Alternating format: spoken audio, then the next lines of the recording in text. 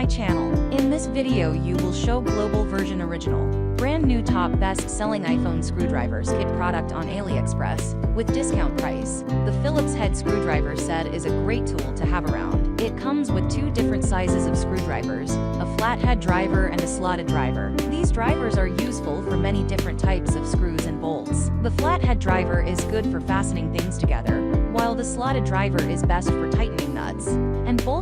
This is the standard size screwdriver that is included with the Phillips head screwdriver kit. It is a versatile tool that is good for tightening loose screws and removing small parts. This is a smaller version of the Phillips head screwdriver. It is a great tool to use if you need to tighten nuts and bolts without damaging them. Torx drivers are a type of hexagonal shaped driver. They are commonly used for tightening bolts and screws that have a special shape. Hex keys are similar to Torx drivers. However, they are designed specifically for loosening bolt on eBay and screws. Ratchet tools are used for tightening and loosening nuts and bolts. They are also known as open-end wrenches. Allen wrenches are a type of wrench that uses an Allen bolt to connect two objects. They are commonly used to tighten and loosen nuts and bolts. I did exactly that, replacing the old battery of a used iPhone 6 to give it a new lease on life. I was pleased to find the phone on eBay for only £75, about $100 or AU $140. That's a huge saving over a new iPhone 14 Pro.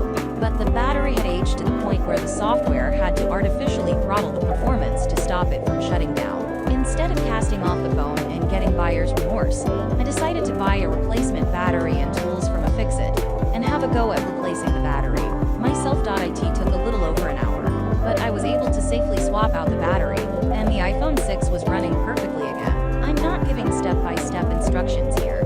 Head to a Fix-It and grab a kit if describe my experience, including how easy this was to do, and hopefully answer some of the questions you may have.